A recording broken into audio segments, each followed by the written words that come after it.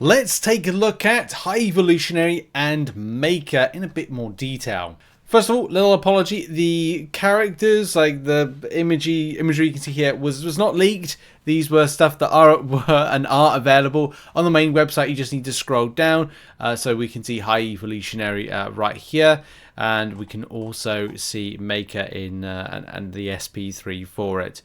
There is something really interesting about Maker that I only just found out the other day from reading a bit about, why he has a facial scar, which is actually seen in this. It's kind of like on here on the right side. Yes, he does have this kind of like left-hand side. I don't know what it is like.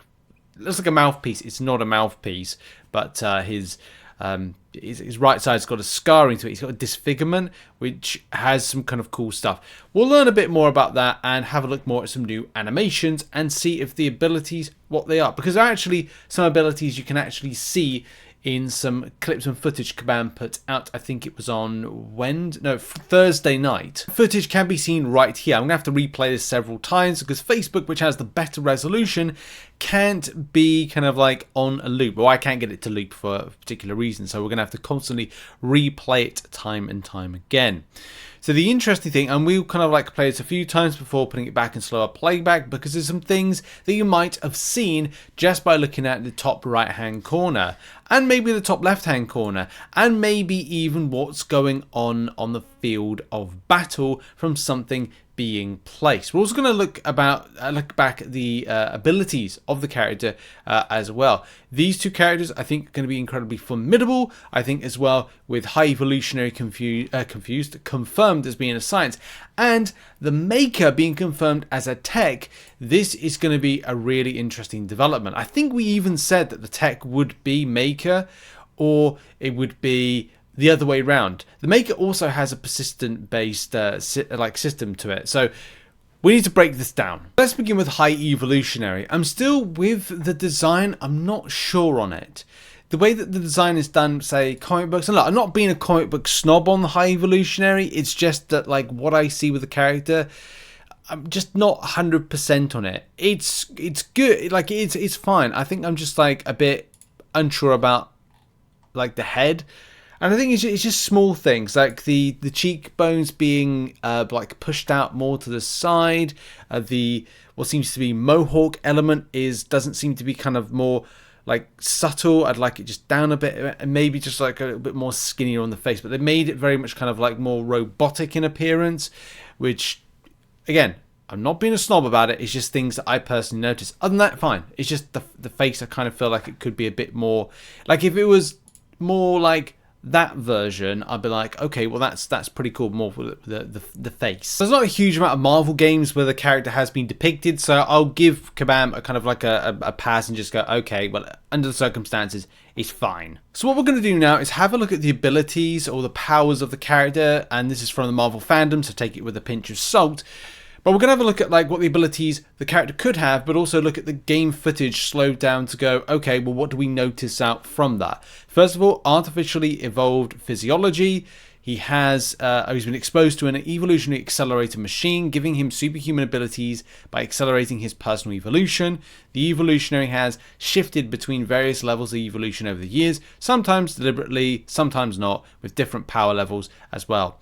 Often he maintains some level of superhuman power while incorporating the evolutionary accelerator machine into his armor. This is probably some of the things that we've seen within what we saw in that little footage a moment ago. Letting him evolve himself further at will, the unstable isotope E caused the High Evolutionary to uncontrollably fluctuate between godlike powers and Neanderthal level ability and intelligence among high abilities the High Evolution has demonstrated thanks to the Evolutionizer, which are the ones you can see right here: telepathy, astral projection, self-levitation, mental invisibility, force fields, mass manipulation, psychokinesis, which is why we saw inverted controls pop up or reverse controls pop up. There's also a slow debuff there. Again, we'll look into it in a second. Concussive force blasts. I think some of the things, if you've seen the third Guardians of the Galaxy film, you probably go, okay, well that might be interesting on how like you may see something visually, not completely, but something. Dimensional travel Immortality, keeping the character alive, okay. And the equipment wise, Evolutionary Exoskeleton, which does have then defense based systems and of course like life support based stuff.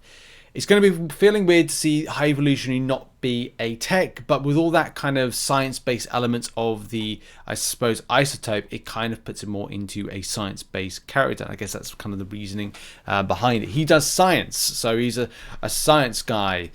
Evolutionary guy, the science, that doesn't make any sense. Okay, let's have a look at the abilities. So we're slowing things down right here to point out several things. The red arrows here. You can see exhaustion, so we've got some debuffs right off the bat. You've also got that kind of inverted controls, it seems, not reverse controls, slow debuff, as well as some other types of things. And now we're on to the Maker. So let's go back. Let's kind of keep it just maybe on frame by frame. Amazing animations, by the way. That's something, like a massive thing to point out. We've got some, like, similar to a lot of new MCOC characters, passive debuffs seem to be more of a thing.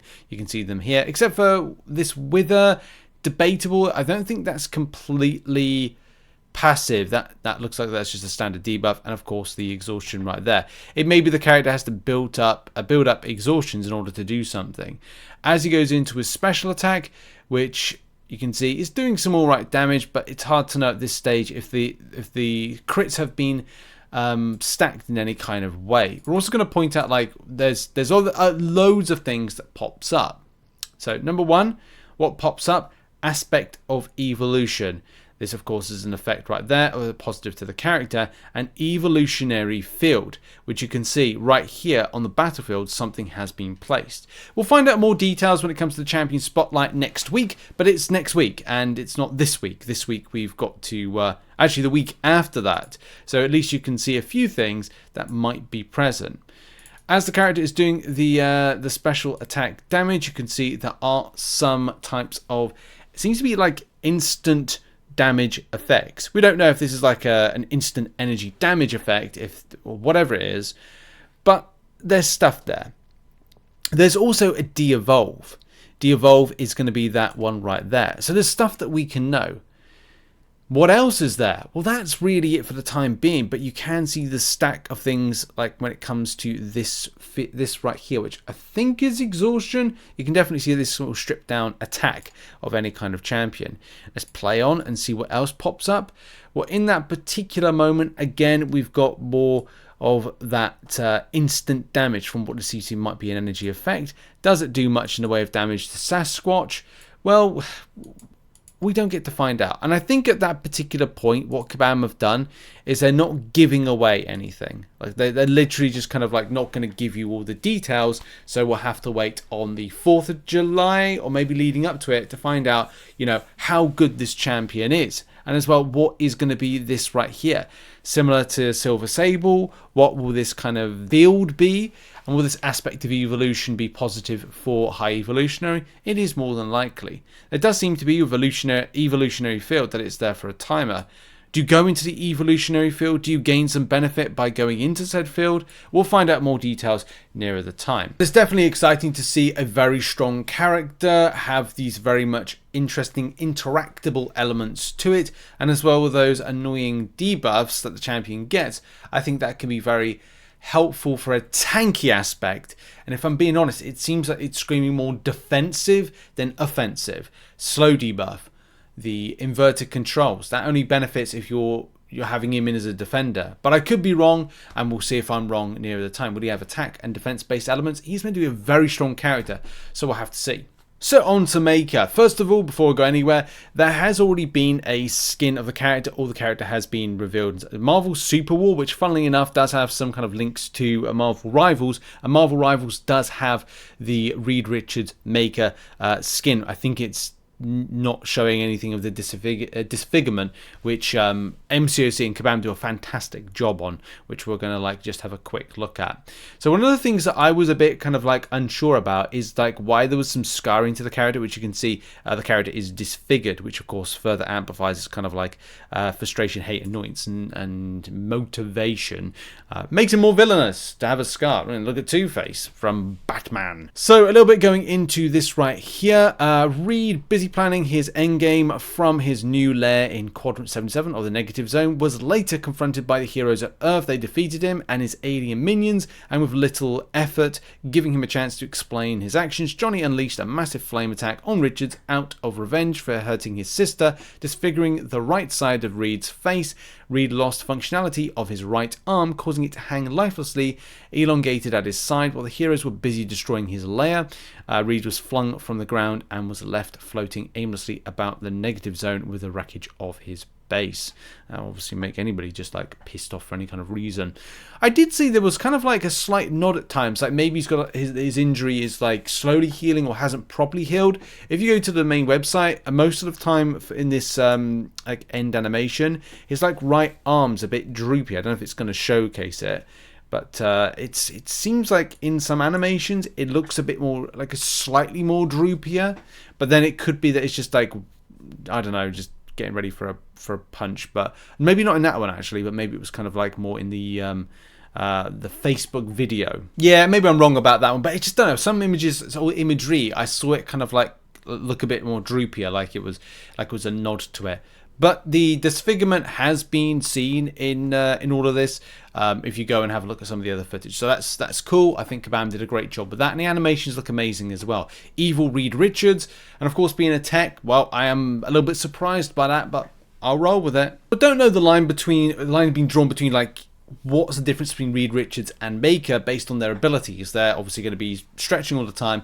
I guess that it's more aggressive, like.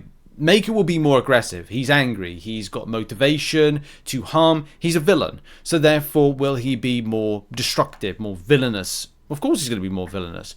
The equipment and obviously the suit is going to be the most interesting thing, because that's the difference, isn't it? The impact suit. Like the rest of the Fantastic Four, he wears an impact suit that can adjust itself to his abilities to this end, and whenever Reed stretches or encompasses himself, the suit takes on the same malleability of his body. Well, we know that's kind of it. Gravity belt, as he once a lead scientist, the Baxter Building, Reed has access to enormous governmental resource, while there's developed technology such as an end zone transport. This is again going to be kind of like weird, isn't it, to go like, okay, well, chrono tunneling enabling time travel, and to that end I don't know. The character looks like it puts down a mine. Now we're going to backtrack on a few things because there's a lot to unpack with the Maker. First of all, there's a persistency, right? Don't know what that's going to be about. But one thing that I have noted right here is that massive burst damage, similar to how you can burst with Mr. Fantastic in general at the moment. There's something that seems to overcharge plasma, and there's also suppression. Now we'll talk about that in a second because I think it factors into something different. But one thing that I did notice is that was something right here on the battlefield. So let's take this back a few frames to kind of have a look a bit more about Mr. Fantastic. So right here, of course, you can see, if we just play the video, there we go. We're into the fight right here.